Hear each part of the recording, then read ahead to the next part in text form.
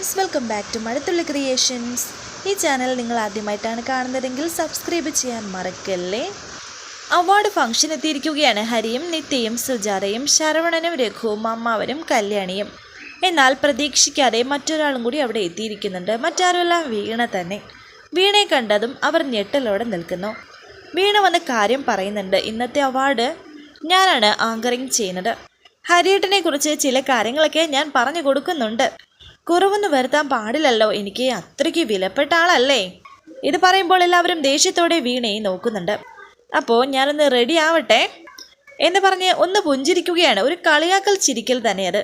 എന്നിട്ട് വീണ എവിടെ നിന്ന് പോയി. ഇവിടെ ഡ്രസ്സ് മാറുന്ന സമയത്ത് നമുക്ക് മുറി പൂട്ടിയാലോ എന്ന് അമ്മാവൻ പറയുന്നു. ശരവണൻ ടെൻഷനോടെ ഹരിയോട് പറയുന്നു, അന്ത പൊണ്ണ് എന്തെങ്കിലും നിങ്ങളെക്കുറിച്ച് മര്യാദയില്ലായ്മയായിട്ട് പറഞ്ഞാൽ എല്ലാ അഭിമാനവും പോകും. രഘു പറയുന്നു, ശരവണൻ പറഞ്ഞതിൽ കാര്യമുണ്ട്. ഇത്രയും വൈരാഗ്യയായ ഒരു പെൺകുട്ടി ആങ്കറിങ് ചെയ്താൽ നമ്മുടെ എല്ലാ മാനവും പോകും. ഹരി എന്തെങ്കിലും ഒന്ന് ചെയ്തേ പറ്റൂ എന്ന് നിത്യ. നോക്കാം, നിങ്ങൾ എല്ലാവരും ഇവിടെ ഇരിക്കെ എന്നെ ഹരി. അങ്ങനെ ഇപ്പോൾ എല്ലാവരും അവിടെ ഇരുന്നു. എന്ത് ചെയ്യും എന്ന് ആലോചിക്കുകയാണ് ഹരി. ഈ സമയം മനുവിനെ കാണിക്കുന്നുണ്ട്. മനു പുസ്തകം വായിച്ചുകൊണ്ടിരിക്കുന്നു. അവിടെ കോഫിയുമായിട്ട് ജ്യോതി എത്തി. അവാർഡ് ഫംഗ്ഷനിൽ നമുക്കും പോകാമായിരുന്നു അല്ലേ എന്ന് മനു പറയുമ്പോൾ ജ്യോതി പറയുന്നു, എന്തിന്? മനുവിൻ്റെ പൊസിഷൻ വെച്ച് ക്ഷണിക്കാത്ത ഒരു കാര്യത്തിന് പോകേണ്ട കാര്യമില്ലല്ലോ. ഇതിനെന്തിനാ ക്ഷണിക്കുന്നത്? നമ്മുടെ കുടുംബക്കാരുമല്ലേ എന്ന് മനു പറയുന്നു. ഇത് ഇഷ്ടപ്പെടാതെ ജ്യോതി നിൽക്കുന്നു. എടോ, ഞാൻ തൻ്റെ അച്ഛൻ്റെ അമ്മയുടെയും ഹരിയേട്ടൻ്റെയും മുന്നിലേക്ക് നിൽക്കുമ്പോൾ എനിക്ക് പഴയ മനു ആവാനേ സാധിക്കൂ. അല്ലാതെ ഞാനിപ്പോൾ വലിയ പൊസിഷനിൽ എത്തിയിരിക്കുന്നു, നിങ്ങളൊക്കെ ഈ നിമിഷം മുതൽ എന്നെ റെസ്പെക്റ്റ് ചെയ്യണമെന്ന് പറഞ്ഞ് നിൽക്കാൻ എനിക്ക് സാധിക്കില്ലല്ലോ. തനിക്ക് താല്പര്യമുണ്ടെങ്കിൽ നമുക്ക് അവിടം വരെ ഒന്ന് പോവാം. ഞാനില്ല, മനു വേണമെങ്കിൽ പോയിക്കോ എന്ന് ജ്യോതി. ഒന്നിച്ചാണെങ്കിലേ ഞാനുള്ളൂ. ഹരിയേട്ടൻ്റെ മറുപടി പ്രസംഗം ഉണ്ടാവും. ചിലപ്പോൾ നിത്യേച്ചിയും മൈക്കിലൂടെ പ്രസംഗിക്കും. വെറുതെ ഒന്ന് കേൾക്കാലോ.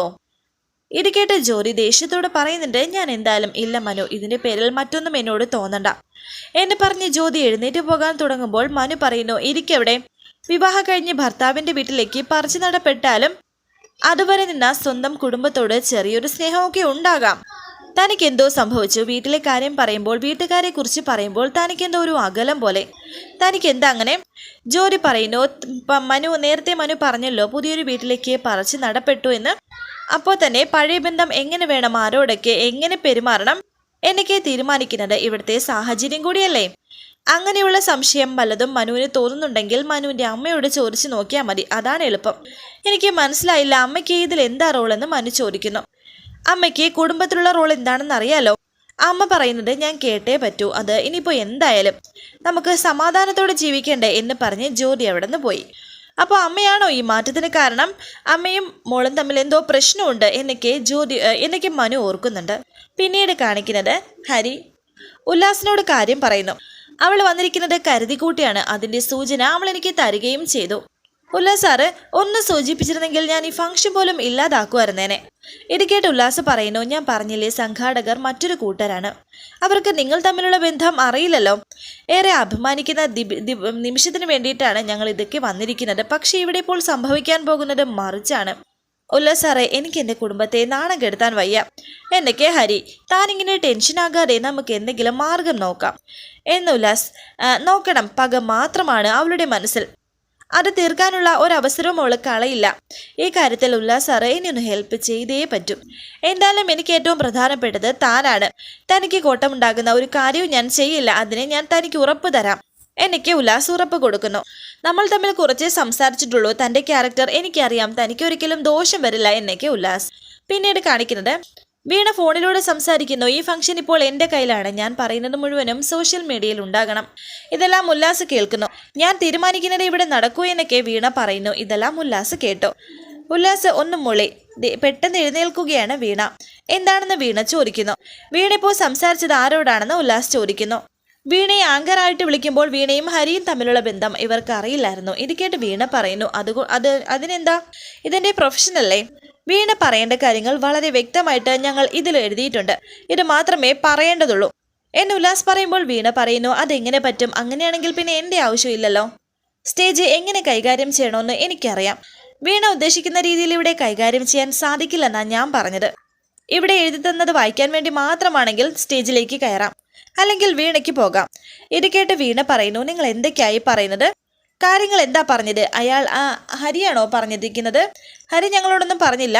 പക്ഷേ ഞങ്ങളുടെ പ്രോഗ്രാമിൻ്റെ ചിട്ട ഞങ്ങളല്ലേ തീരുമാനിക്കുന്നത് എന്നവർ പറയുന്നു. ഒന്നുകിൽ ഇത് വായിച്ചിട്ട് ആങ്കർ ചെയ്യുക, അല്ലെങ്കിൽ താനില്ലാതെ ഈ പ്രോഗ്രാമിനെ പറ്റി ഒന്ന് ആലോചിച്ച് നോക്കും. വീണ പറയുന്നു, ഒരുങ്ങിക്കെട്ടി വന്നിട്ട് തിരിച്ചു പോകാൻ സാധിക്കില്ലല്ലോ. ഞാൻ വായിക്കാം. ഒരു പ്രൊഫഷണലിലെ വാക്ക് ഞാൻ മാനിക്കുകയാണ്. പക്ഷേ ഇതിൽ എഴുതിയതിൽ കൂടുതൽ ഒരു വാക്കെങ്കിലും വീണ പറഞ്ഞാൽ പിന്നെ നോക്കിക്കോ എന്ന് പറഞ്ഞ് രണ്ടുപേരും അവിടെ നിന്ന് പോയി. വീണ ഇങ്ങനെ വിചാരിക്കുന്നു. അവരുടെ മുന്നിലേക്ക് നേരത്തെ ചെന്നതാണ് വിനയായത്. തുടർന്ന് ശരവണൻ മനുവിനെ വിളിച്ച് പറയുന്നുണ്ട്, മനു സാറേ, ഫംഗ്ഷൻ സ്റ്റാർട്ടായിരിക്കുന്നുണ്ട്, നിങ്ങൾ വരുമോ എന്നൊക്കെ ചോദിക്കുന്നു. തുടർന്ന് സ്റ്റാർട്ടായിരിക്കുകയാണ് ഫംഗ്ഷൻ. ഉല്ലാസ് ഹരിയെക്കുറിച്ച് ചില കാര്യങ്ങളൊക്കെ പറയുന്നുണ്ട്. പ്രിയപ്പെട്ട ആരാധികയെ കുറിച്ച് പറയുന്നുണ്ട്. വായനയെക്കുറിച്ചും കവിതയെക്കുറിച്ചും കവിയെക്കുറിച്ചും മധുരനുപുരക്കാറ്റ് എന്ന പുസ്തകത്തെക്കുറിച്ചും പറയുന്നുണ്ട് അവർ. എല്ലാവർക്കും ആശംസകൾ നേരുകയാണ് ഉല്ലാസ്. എല്ലാവരും കൈയടിക്കുന്നു. തുടർന്ന് വീണയാണ് ഇപ്പോൾ അടുത്തതായി സംസാരിക്കാൻ പോകുന്നത്, കാര്യം ആങ്കർ ചെയ്യാൻ പോകുന്നത്. അടുത്തത് ഈ ചടങ്ങിൽ ഏറ്റവും പ്രധാനപ്പെട്ട വ്യക്തിയെ സ്റ്റേജിലേക്ക് ക്ഷണിക്കുക എന്നതാണ്. എല്ലാവരും ആകാംക്ഷയോടെ ഇരിക്കുകയാണ് വീണ ഇനി എന്തായിരിക്കും പറയുന്നത് എന്ന്. എന്നാൽ വീണ വളരെ മനോഹരമായിട്ട് തന്നെയാണ് ഹരിയെക്കുറിച്ച് വർണ്ണിക്കുന്നത്. ഒട്ടും മനസ്സോടെ തന്നെയാണ് സംസാരിക്കുന്നത്. ഹരിയെക്കുറിച്ച് പറയുന്ന അതേ അഭിമാനത്തോടെ തന്നെ നിത്യയെക്കുറിച്ചും പറയാതിരിക്കാൻ വയ്യ. നിത്യയുടെ പങ്ക് വളരെ വിലപ്പെട്ടതാണ് ഒരു കവിയെ പുറം ലോകം അറിയിച്ചതിൽ. അങ്ങനെ ഹരിയെ വേദിയിലേക്ക് ക്ഷണിക്കുകയാണ് അവർ. ഹരി സ്റ്റേജിലേക്ക് കയറിയപ്പോൾ വീണ പതിയെ പറയുന്നുണ്ട്, എൻ്റെ വാ തുറപ്പിക്കരുതെന്ന് അവരോട് പറഞ്ഞു അല്ലേ? എന്നെക്കുറിച്ച് നിന്റെ വായിൽ നിന്ന് തന്നെ വളരെ മനോഹരമായി കേൾക്കാൻ നല്ല രസമുണ്ട്. തുടർന്ന് സ്റ്റേജിൽ ഹരിയും ഇരിക്കുന്നു. സുപ്രധാനമായ ചടങ്ങ് ആരംഭിക്കുകയാണ് എന്നും വീണ. ഈ സമയം വീണയ്ക്ക് വീണയിൽ നിന്നും പണം വാങ്ങാൻ നിൽക്കുന്ന ആ ജഗനെ കാണിക്കുന്നുണ്ട്. ജഗന്റെ ഒപ്പം രണ്ടുപേരുമുണ്ട്. വീണ ഒരു പ്രോഗ്രാമിൽ പങ്കെടുത്തുകൊണ്ടിരിക്കുകയാണ്. ഒരു അവാർഡ് ഫംഗ്ഷനാണ്. അവളുടെ പഴയ ഒരു കെട്ടിയോനില്ലേ, അവൻ അവാർഡ് കിട്ടിക്കൊണ്ടിരിക്കുകയാണ്. ആ ഫംഗ്ഷനിലാണ് പങ്കെടുക്കുന്നത് എന്ന് ആ കൂട്ടാളികൾ പറയുമ്പോൾ ജഗൻ പറയുന്നു, എന്തായാലും ആ ഫംഗ്ഷൻ അവൾ പോവില്ല. അവൾ ആ പ്രോഗ്രാമിൻ്റെ ആങ്കറാണ്. ക്യാഷ് കിട്ടുന്നത് ജോലിയല്ലേ, അവൾ അവിടെ ഉണ്ടാകുമെന്ന് പറയുന്നു. നിനക്ക് സ്ഥലം അറിയാമോ എന്ന് ജഗൻ. കൃത്യമായിട്ടും അറിയാമെന്ന് അവർ. അങ്ങനെ വീണ അന്വേഷിച്ചവർ 3 പേരും പോകുന്നു. ഈ സമയം വീണ്ടും പരിപാടി കാണിക്കുന്നുണ്ട്. ഹരിക്ക് പൊന്നാട അണിയിക്കുന്ന ചടങ്ങാണ്. എല്ലാവരും സന്തോഷത്തോടെ കൈയടിക്കുന്നുണ്ട്. പൊന്നാട അണിയിച്ചു കഴിഞ്ഞു.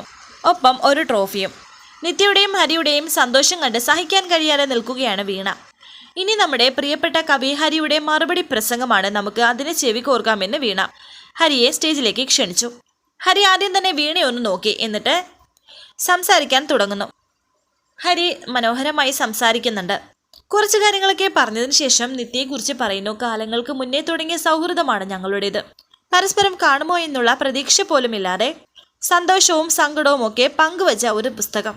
നിത്യ ആശ്വസിപ്പിക്കാനും അവൾക്ക് ആസ്വദിക്കാനും അതിനു വേണ്ടി മാത്രമാണ് ഈ മധുര നൊമ്പരക്കാറ്റും അതിലോടൊപ്പമുള്ള കവിതകളും എഴുതിയിരുന്നത്. നിത്യ ഇത് കൂട്ടിവെക്കുമ്പോൾ ഒരിക്കലും ഇങ്ങനെയായി തീരുമെന്ന് ഞാൻ പ്രതീക്ഷിച്ചില്ല.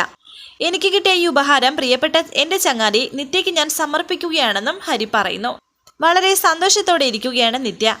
വരാനിരിക്കുന്ന പുതുപുത്തൻ എപ്പിസോഡുമായി വീണ്ടും കാണാം. Thank you for watching. Please subscribe, like, share my channel.